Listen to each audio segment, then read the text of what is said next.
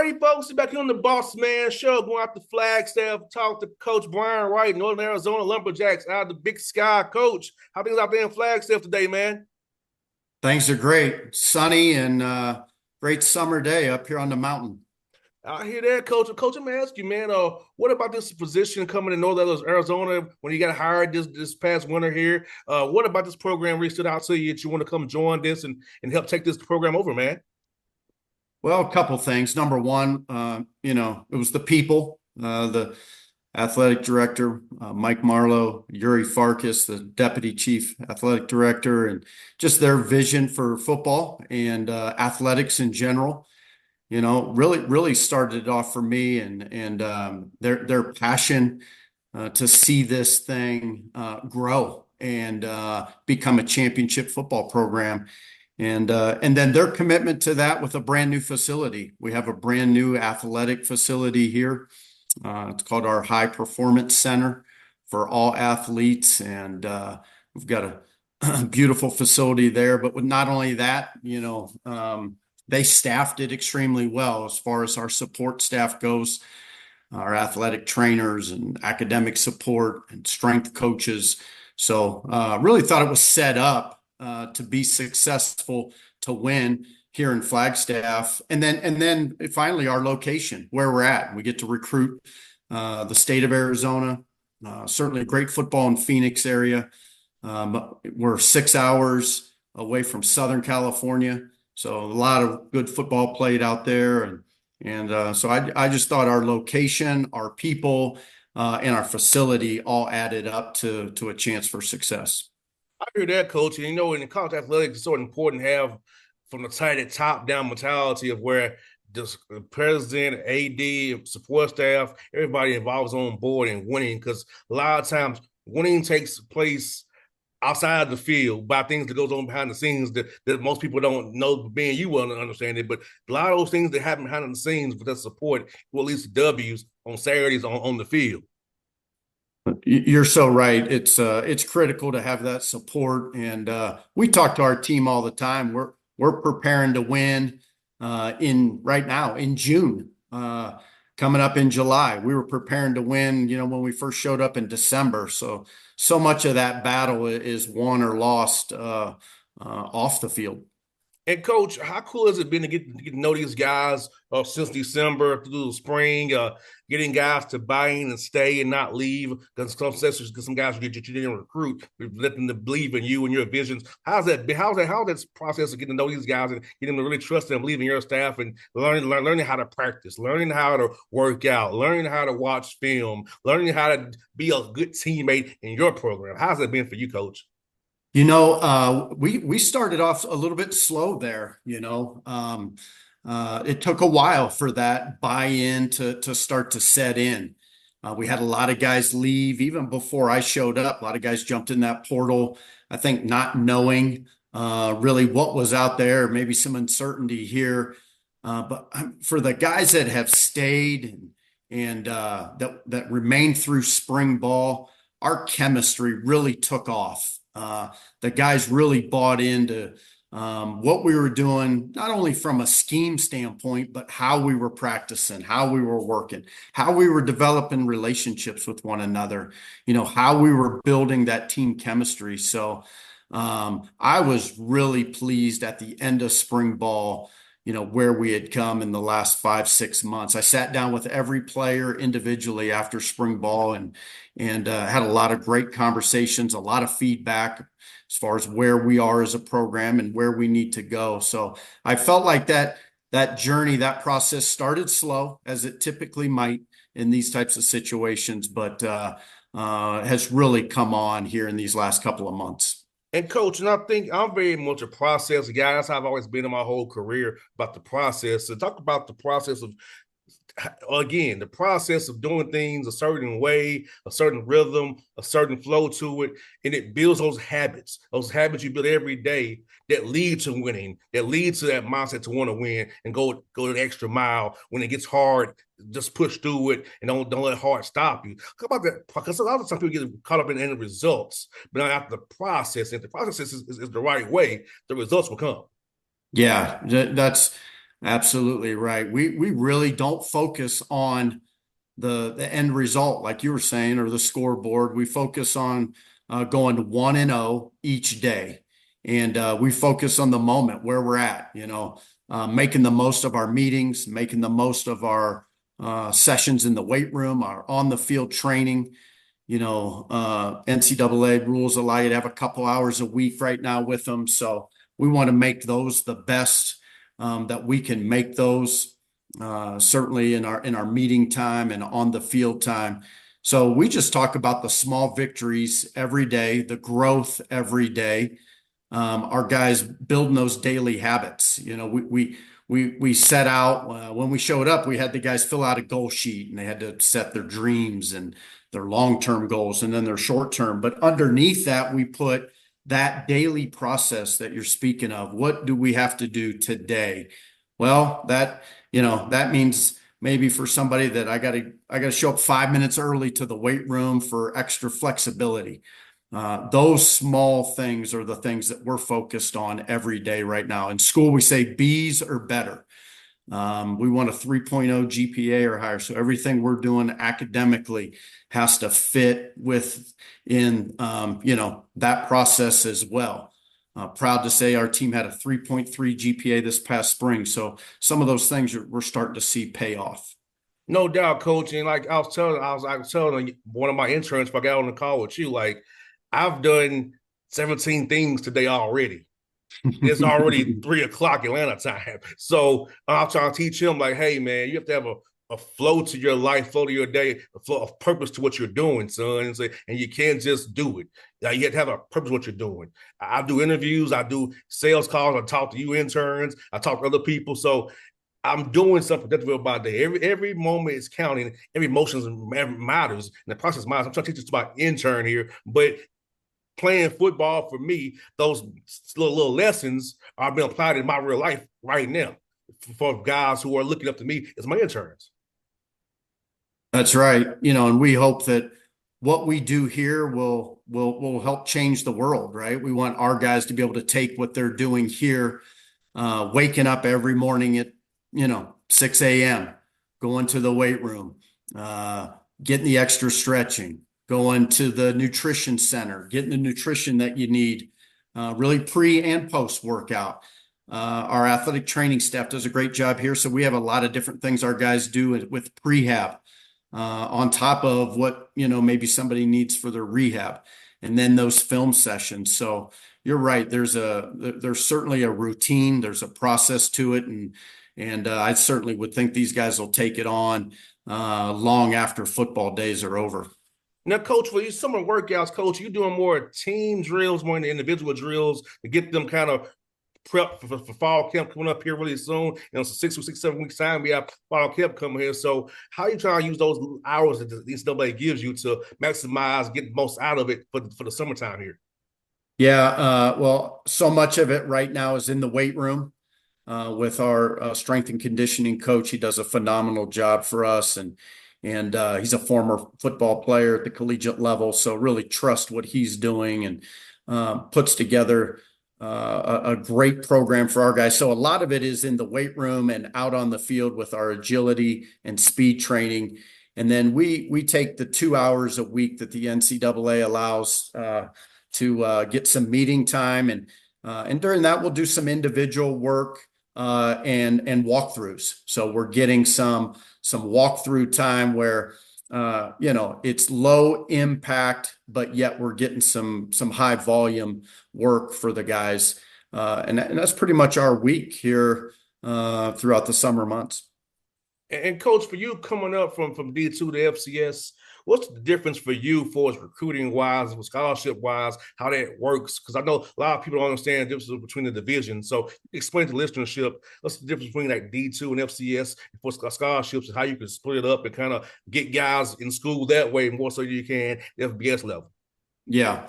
Yeah. At the FCS level, you have 63 equivalencies for scholarships. At the Division II level, you have 36. At both places, you can break those up. At the Division II level, you can break them up however you want. You can have more than Obviously the 36, you can have more than the Division I limit of 85 in Division II. So you could have 100 guys on 8 if you wanted to. That's been the biggest change, is just splitting up that money so much in Division II. Here, you don't do that as much at FCS level. We have a nice academic scholarship merit system here at NAU for the in-state students. So it allows us to use some good academic scholarships to maybe add to a young man that, might get partial football. And at the end, we're trying to use our 63 and still fill up 85 slots. So we get the same 85 slots that the Power Five and Group of Five get in Division I, but we just have to break it up a little bit more to get there. No doubt. And coach, for you, is in this whole world of portal, I call it speed dating, coach. So Yeah. how do you go about trying to vet a young man in 2 or 3 weeks and try to figure out if he's a good fit with your staff? So how does that work as for you and your staff trying to figure out, hey, is he really about the right things for the team, or is he about the type of shoes we wear, or who's Yeah. our brand? I talk about that, coach. This whole new world we in, man. Boy, it is a whole new world, and it's tough for me. My dad always told me to measure twice and cut once. So all throughout recruiting for me, it was making sure that we're doing our homework on our guys. And for typical high school recruiting, you get to know a kid for a year, 2 years, sometimes 3 years. You get to know this individual, and you're right. The speed dating thing is really difficult. Our staff did a great job of making phone calls, trying to do our homework in a day sometimes, or a week or 2 weeks when we're making decisions on kids. We asked our athletic training staff to make phone calls to maybe a previous institution where the young man was, and find out some medical history and what kind of worker he is in the athletic training room. Our strength coach did the same thing. He would call a strength coach at the school maybe the young man's leaving from. So we tried to hit all angles that we could as quickly as we could to find out as much as we can about the young man. And it still was most comfortable for me taking a young man from another institution where I knew a coach really well, where I had had a previous relationship with them, and I knew that coach or that resource was going to give me the honest truth about the young man that we were looking to take. No doubt. And coach, you're in a heck of a conference, man. The Big Sky, a lot of playoff appearances out there. I know Montana State does a heck of a job out there with Coach Vliegen, and Houston, Washington does their thing as well. So talk about this tough conference you're in, but the fun and competition of that high level to go against that every weekend and show what this team's all about. Yeah, I had the opportunity to coach in this conference as an offensive coordinator at Montana State for 2 years. I was there in 2010 and 11, and what a competitive league. Matter of fact, we won the league both years I was there. We came to Flagstaff in 10 and got our butts kicked up here in the dome, and it proved to me at that time that any given Saturday you better bring your A game, because really top to bottom this is a great conference. The University of Montana just last year going to the national championship game, and battling South Dakota State in the title game. So you've had the traditional powers of Montana State lately.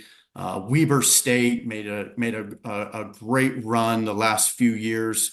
Idaho has really come on strong since Idaho was FCS, then went to FBS, and now back to FCS, and they're in the Big Sky. And really, since coming back to FCS, they've been a top contender in the league. And Sacramento State as well has had a couple really, really good years. So there's just great players out in this part of the country. Great coaching, and I don't think that that's changed since my time that I left. As I start to study these teams, you better prepare to win every single day in these environments. You go and play at Montana State, or you come to our dome and play. These are some really neat environments for FCS football, where the fans show up, and the venues are loud. and really, I think an exciting game day atmosphere for our young guys. And coach, you have a cool non-conference schedule. We got Lincoln from California, Arizona, Utah Tech, and then Carnet Word. Carnet Word's been a heck of a football team for many years, and Lincoln's just getting Yep. started. But talk about that. Talk about that fun trip to your in-state rival in Tucson against Arizona and challenging your team that way, man. Well, yeah, a huge challenge for sure. Right off the bat early in the season. I think really just to find out what kind of program we have. We're going up against one of the top programs in the country, and certainly have a lot of respect for what they did a year ago, and now with a whole brand new staff that's there at U of A. So certainly a great opportunity for our kids to go compete, at a place like U of A in a lot of our kids' home state. So that'll be a big one, and some tough challenges. Certainly going on the road to Incarnate Word that has really played really good football at this level for quite some time right now. And so we're excited about it, fired up for the beginning of the season. And coach, Freeman's coach, at what point in your life and your journey you decided you want to get into coaching? Well, when did it kind of go, the kind of that blood go off in your head? This is going to be your life's path. Uh, Probably when I graduated from college and I went out and worked at a bank. And Oh, I graduated with a business economics degree, went and worked at National City Bank downtown Cleveland, Ohio. Great place, great people. Matter of fact, I had done an internship there and absolutely loved it. But I went and worked at that bank for about 5 months, and I said, no, I know this is not what I want to do for the rest of my life. And always deep in my heart, I thought that I wanted to coach. That those 5 months at the bank assured me of that. Coach, you made the right call, Coach. You made the right decision, Coach. You sure did. Last one for you, Coach. Like, for you, like, when you're not at that facility, you're not with your staff. Like, how do you kind of get away from the game and just kind of enjoy your life and decompress a little bit, where you're not just so locked into leading this program? So, how do you kind of get some time for you? Yeah, that's usually spent with the family. I have a wife and 3 kids, and all 3 kids very active in athletics. My oldest son plays college football at Mary Hardin Baylor, and my daughter is going to go off to Bemidji State up in Minnesota to play soccer. And then I have my youngest will be a freshman in high school. He's a hooper and runs some track, and so it's always been just hanging out with my family, going to their sporting events, getting out on the field with them, and helping them get better at what they do. That's been the biggest part of it. If we could, we're no longer around any lakes out here, so I got to find some water around here to get out. But usually we would get out on the lake for a little bit in the summer. We're gonna have to find a couple new spots now that we're out here in Arizona. I never said, Coach. Coach is funny. Like, my dad was a coach. I got little children around me, and I have to resist sometimes, Coach, getting too involved because Yeah. I want to tell the coach some schemes. I'm like, let me just do this, but I have to hold back, Coach. It's not my world. So I have to sit back and just let them coach my kid. But like, I want to get involved sometimes, Coach. Was that hard for you, man? Because I know it's hard for me.